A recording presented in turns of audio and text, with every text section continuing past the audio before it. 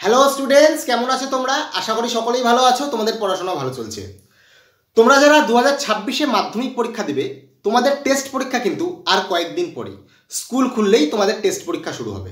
আজকে আমরা তোমাদের ইতিহাস সাজেশন নিয়ে এসেছি 4 নম্বরের। এই সাজেশন প্রশ্নগুলি আমি অনেক বাছাই করে এনেছি।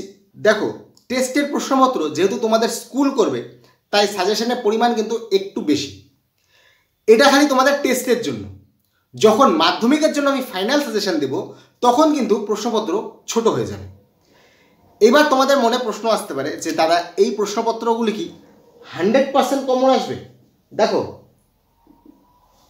100% তো কমন কোনোদিনও আসবে না। কারণ কি, যার যা স্কুল প্রশ্ন করবে, স্কুল টিচার নিজেদের মতন করে প্রশ্ন করবে। হ্যাঁ, তবে 60 থেকে 70% প্রশ্ন কিন্তু তোমরা অবশ্যই কমন পাবে। এবার মাধ্যমিকে যখন সাজেশন দেব, তখন তোমরা 70 থেকে 90% অবশ্যই কমন পাবে। আর তোমরা অবশ্যই দেখে নেবে এই প্রশ্নগুলি তোমাদের রেডি আছে কিনা। তোমরা প্রশ্নের স্ক্রিনশট নিয়ে নেবে বা লিখে নেবে। ভিডিওটি বিনা স্কিপে সম্পূর্ণ দেখার অনুরোধ রইল। কারণ কি, ভিডিওটির মাঝে এবং শেষে সাজেশন দেওয়ার পরে আমি কিছু স্পেশাল অ্যানাউন্সমেন্ট করতে যাচ্ছি। সুতরাং বিনা স্কিপ করে দেখবে, শেষ অবধি দেখবে। আমি উজ্জ্বল তোমাদের সকলকে স্বাগত জানাই knowledge history and study YouTube প্ল্যাটফর্মে। তাহলে শুরু করা যাক। প্রথম অধ্যায়ের 4 মার্কসের প্রশ্ন হলো: 1 নম্বর খেলাধুলার ইতিহাস সম্পর্কে লেখো। 2 নম্বর খাদ্যাভ্যাসের ইতিহাস সম্পর্কে লেখো। 3 নম্বর পোশাক পরিচ্ছদের ইতিহাস সম্পর্কে লেখো। 4 নম্বর পরিবেশ চর্চার ইতিহাস সম্পর্কে লেখো। 5 নম্বর নারী ইতিহাস চর্চার বিভিন্ন ধারাগুলি লেখো। 6 নম্বর বিজ্ঞান প্রযুক্তির ইতিহাস চর্চার সূত্রপাত সম্পর্কে লেখো। 7 নম্বর নতুন সামাজিক ইতিহাস সম্পর্কে লেখো। দ্বিতীয় অধ্যায়ের 1 নম্বর প্রশ্ন: বামাবোধিনী পত্রিকা সম্পর্কে লেখো। 2 নম্বর নারী সমাজের উন্নতিতে বামাবোধিনী পত্রিকার ভূমিকা। 3 নম্বর হিন্দু পেট্রিয়ট পত্রিকা সম্পর্কে লেখো। 4 নম্বর নীলদর্পণ নাটক সম্পর্কে লেখো। 5 নম্বর প্রাচ্য ও পাশ্চাত্যের শিক্ষা বিষয়ক দ্বন্দ্ব। 6 নম্বর মেকলে মিনিট সম্পর্কে লেখো। 7 নম্বর উডের ডেসপ্যাচ। 8 নম্বর নারী শিক্ষায় ঈশ্বরচন্দ্র বিদ্যাসাগরের ভূমিকা। 9 নম্বর পাশ্চাত্য শিক্ষায় রাজা রামমোহনের ভূমিকা। এই প্রশ্ন আর এই প্রশ্ন খুবই গুরুত্বপূর্ণ, তোমরা কিন্তু এটা অবশ্যই পড়ে যাবে। 10 নম্বর শিক্ষা বিস্তারে ড্রিঙ্ক ওয়াটার বেথুনের ভূমিকা। 11 নম্বর চিকিৎসা ক্ষেত্রে কলকাতা মেডিকেল কলেজের ভূমিকা। 12 নম্বর সতীদাহ প্রথা সম্পর্কে লেখো। 13 নম্বর ব্রাহ্ম সমাজের ভূমিকা সম্পর্কে লেখো। 14 নম্বর নব্যবঙ্গ আন্দোলন সম্পর্কে লেখো। 15 নম্বর স্বামী বিবেকানন্দর নব্য বেদান্তবাদ সম্পর্কে লেখো। খুবই গুরুত্বপূর্ণ একটা প্রশ্ন। দেখো, প্রশ্নগুলি অনেক মনে হলেও তোমাদের টেস্টে কিন্তু স্কুল পরীক্ষা করবে, তাই কোন স্কুল কোথার থেকে প্রশ্ন করবে সেটা কিন্তু কেউ জানে না। ঠিক আছে, সুতরাং একটু বেশি পড়ে যাওয়াই ভালো। তৃতীয় অধ্যায় কৃষক ও আদিবাসী বিদ্রোহের কারণ। 2 নম্বর বিদ্রোহ বলতে কী বোঝো, এর উদাহরণ। 3 নম্বর অভ্যুত্থান বলতে কী বোঝো, এর উদাহরণ। 4 নম্বর বিপ্লব বলতে কী বোঝো, এর উদাহরণ। 5 নম্বর বিভিন্ন উপজাতি বিদ্রোহ, যেমন চুয়ার বিদ্রোহ, মুন্ডা বিদ্রোহ, রংপুর বিদ্রোহ, সাঁওতাল বিদ্রোহ, কোল বিদ্রোহ, ভিল বিদ্রোহ, এর কারণ ও ফলাফল। 6 নম্বর নীল বিদ্রোহ সম্পর্কে লেখো। দেখো, এটা কিন্তু 2025-এ আসছে, কিন্তু তাও তোমরা পড়ে রাখবে, স্কুলে দিতেও পারে। ওইখানে নীল বিদ্রোহে শিক্ষিত সমাজের ভূমিকা বলেছিল। 7 নম্বর পাবনা কৃষক বিদ্রোহ সম্পর্কে লেখো। চতুর্থ অধ্যায়, এখানে 1 নম্বর সভা সমিতির যুগ, বৈশিষ্ট্য, হিন্দু মেলার উদ্দেশ্য, হিন্দু মেলা সম্পর্কে যা যা প্রশ্ন আছে অবশ্যই পড়বে। বঙ্গভাষা প্রকাশিকাকে প্রথম রাজনৈতিক সংগঠন বলা হয় কেন লেখো। ইলবার্ট বিল সম্পর্কে লেখো। রবীন্দ্রনাথের গোরা উপন্যাসের ভূমিকা, এটা গুরুত্বপূর্ণ প্রশ্ন, অবশ্যই পড়ে যাবে। অবনীন্দ্রনাথ ঠাকুরের ভারতমাতার চিত্র, গগনেন্দ্রনাথ ঠাকুরের ব্যঙ্গচিত্র, এই 3টার মধ্যে 5, 6, 7 একটা প্রশ্ন তো অবশ্যই তোমরা কোনো না কোনো স্কুলে অবশ্যই পাবে।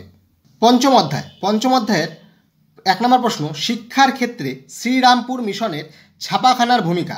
এই প্রশ্নটি 2025-এ এসে পড়েছে, তোমরা চাইলে নাও পড়তে পারো, কিন্তু স্কুলে তোমাদের টেস্টে কিন্তু দিতেও পারে। 2 নম্বর ছাপাখানার অগ্রগতি সম্পর্কে লেখো। 3 নম্বর প্রশ্ন: শিক্ষার ক্ষেত্রে উইলিয়াম কেরি ও শ্রীরামপুর মিশনের অবদান লেখো। 4 নম্বর শ্রীরামপুর মিশন প্রেস কীভাবে অগ্রণী মুদ্রণ প্রতিষ্ঠা হিসেবে পরিণত হলো, সেটা লেখো।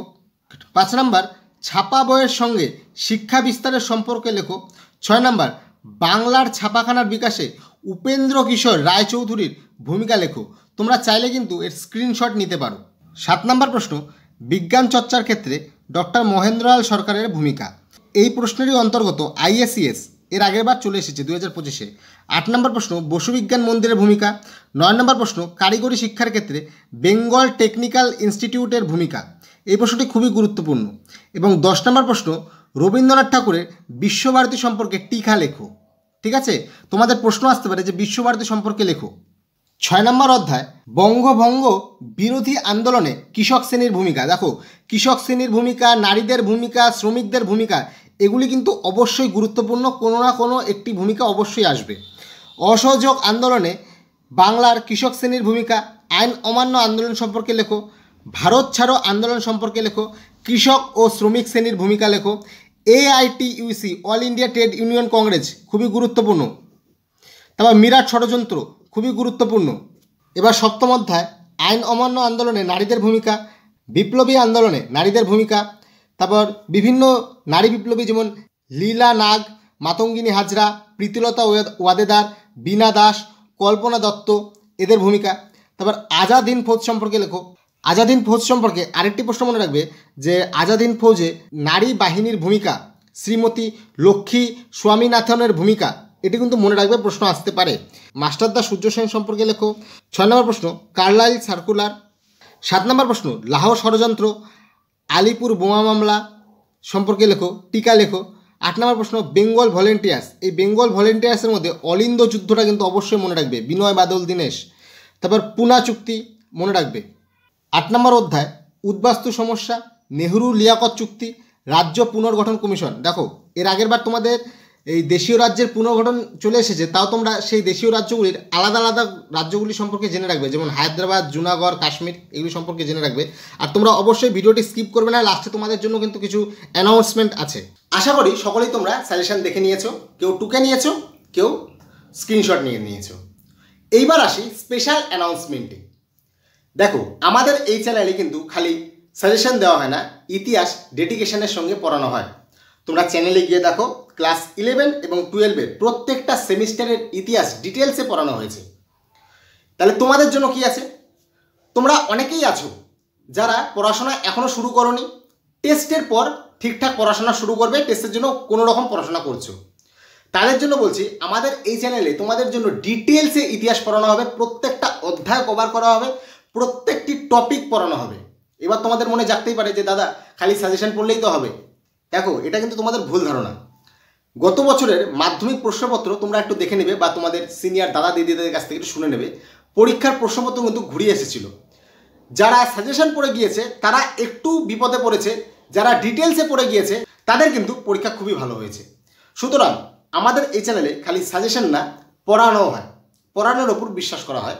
আমি তোমাদের ডিটেলসে ইতিহাস পড়াবো, ইম্পর্টেন্ট টপিকগুলি তোমাদের এমনভাবে পড়িয়ে দেবো যা তোমাদের মাথায় ছেপে যাবে। এর জন্য তোমাদের সাপোর্ট কিন্তু খুবই জরুরি। তোমাদের চ্যানেলটিকে সাবস্ক্রাইব করতে হবে এবং বন্ধুদের কাছে শেয়ার করতে হবে। এছাড়াও তোমরা যদি চাও যে 8 নাম্বার এবং 2 নাম্বারের সাজেশন, সেটাও আমি দিয়ে দিব। তোমরা কমেন্টে অবশ্যই লিখে জানাবে। তো এই ছিল সাজেশন ভিডিও এবং স্পেশাল অ্যানাউন্সমেন্ট। ভিডিওটি ভালো লাগলে অবশ্যই একটি লাইক করবে, কমেন্ট করে জানাবে কীরকম লাগলো, চ্যানেলটিকে অবশ্যই সাবস্ক্রাইব করবে, বন্ধুদের সাথে শেয়ার করবে। দেখা হচ্ছে পরে আরেকটি ভিডিও। ততক্ষণে ভালো থাকো, সুস্থ থাকো, জয় হিন্দ।